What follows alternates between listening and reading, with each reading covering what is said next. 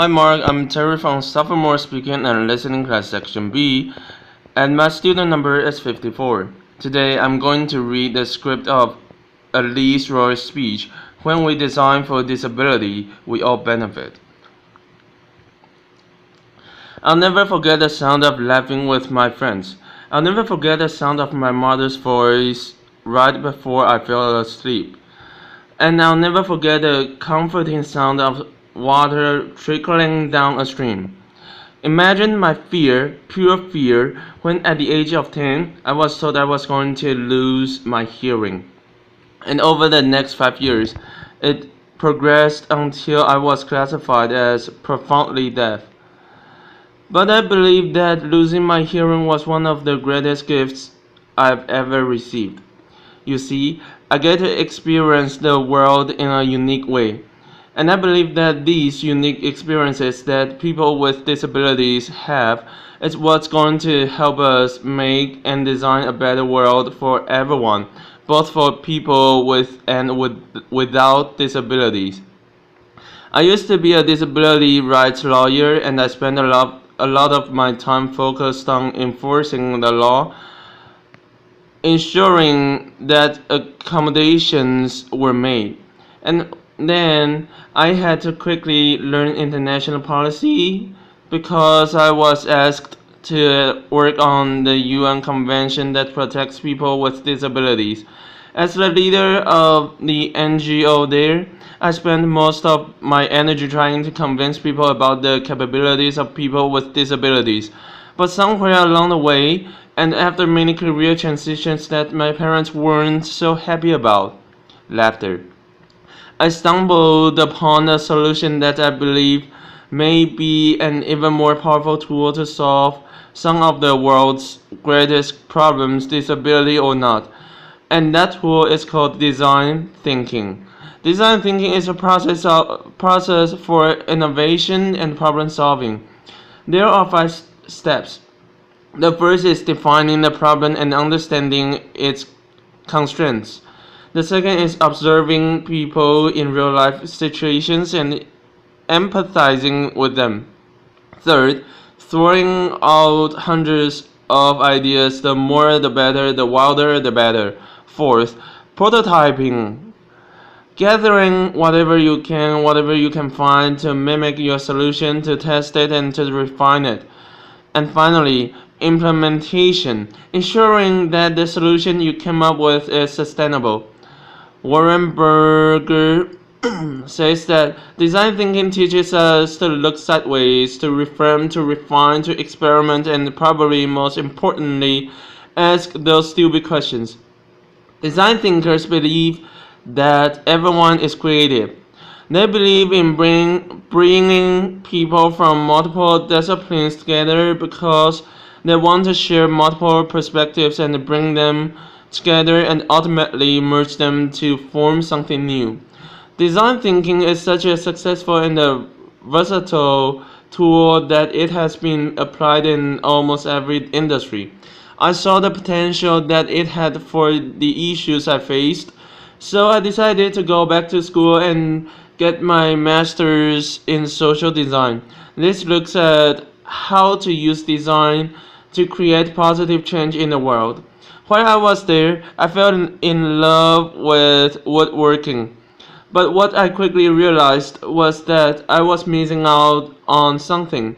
As you're working with a tool, right before it's about to kick back at you, which means the piece or the tool jumps back at you, it makes a sound, and I couldn't hear this sound, so I decided why not try and solve it. My solution was a pair of safety glasses that were engineered to visually alert the user to pitch changes in the tool before the human ear could pick it up. Why hadn't tool designers thought of this before? Laughter. Two reasons. One, I was a beginner. I wasn't weighed down by expertise or conventional wisdom. The second is I was deaf. My unique experience of the world helped inform my solution. And as I went on, I kept running into more and more solutions that were originally meant for people with disabilities and that ended up being picked up, embraced, and loved by the mainstream, disability or not. This is an OXO potato peeler. It was originally designed for people with arthritis, but it was so comfortable. Everybody loved it. Text messaging.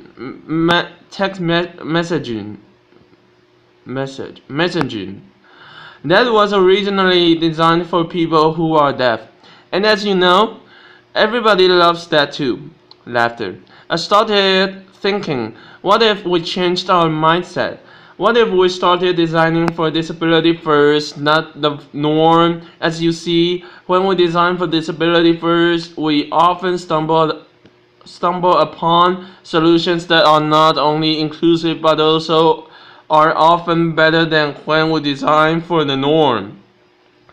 And this excites me because it means that the energy it takes to accommodate someone with a disability can be leveraged, molded, and played with as a force for creativity and innovation. This moves us from the mindset of trying to change their hearts and the deficiency mindset of tolerance to becoming an alchemist, the type of magician that this world so desperately needs to solve some of its greatest problems. Now, I also believe that people with disabilities have great potential to be designers within this design thinking process. Without knowing it, from a very early age, I've been a design thinker, fine tuning my skills. Design thinkers are by nature problem solvers. So imagine listening to a conversation and only understanding 50% of what is said. You can't ask them to repeat every single word. They would just get frustrated with you. So without even realizing it, my solution was to take the muffled sound I heard, that was the beat, and turn it into a rhythm and place it with the lips I read. Years later, someone commented that my writing had a rhythm to it. Well, this is because I experienced conversations as rhythms. I also became really, really good at failing. Laughter. Quite literally. My first semester in Spanish, I got a D, but what I learned was that when I picked myself up and changed a few things around, eventually I succeeded. Similarly, design thinking encourages people to fail and fail often because eventually you will succeed. Very few great innovations in this world have come from someone succeeding on the first try. I also experienced this lesson in sports. I'll never forget my coach saying to my mom, if she just didn't have her hearing loss, she would be on the national team. But what my coach and what I didn't even know at the time was that my hearing loss actually helped me excel at sports. You see, when you lose your hearing, not only do you adapt your behavior, but you also adapt your physical senses. One example of this is that my visual attention span increased. Imagine a soccer player coming down the left flank. Imagine being goalkeeper like I was, and the ball is coming down the left flank. A person with normal hearing would have the visual perspective of this. I had the benefit of a spectrum this wide, so I picked up the players over here that were moving about and coming down the field, and I picked them up quicker, so that if the ball was passed, I could reposition myself and be ready for that shot. So as you can see, I've been a design thinker for nearly all my life. My observation skills have been honed so that I pick up on things that others would never pick up on. My constant need to adapt has made me a great ideator and problem solver, and I've often had to do this within limitations and constraints. This is something that designers also have to deal with frequently. My work most recently took me to Haiti.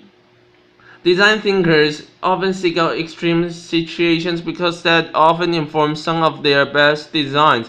In Haiti, it was like a perfect storm. I lived and worked with 300 deaf individuals that were relocated after the 2010 earthquake. But 5.5 years later, there still was no electricity. There still was no safe drinking water. There were still no job opportunities. There was still rampant crime, and it went unpunished. International aid organizations came one by one, but they came with predetermined solutions. They didn't come ready to observe and to adapt based on the community's needs. One organization gave them goats and chickens, but they didn't realize that there was so much hunger in that community that when the deaf went to sleep at night and couldn't hear, people broke into their yards and their homes and stole these chickens and goats, and eventually they were all gone.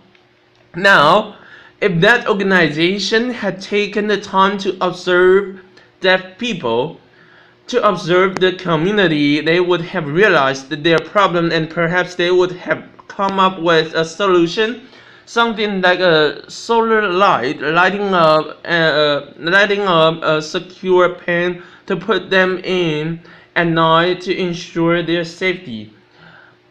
You don't have to be a design thinker to insert the ideas I've shared with you today.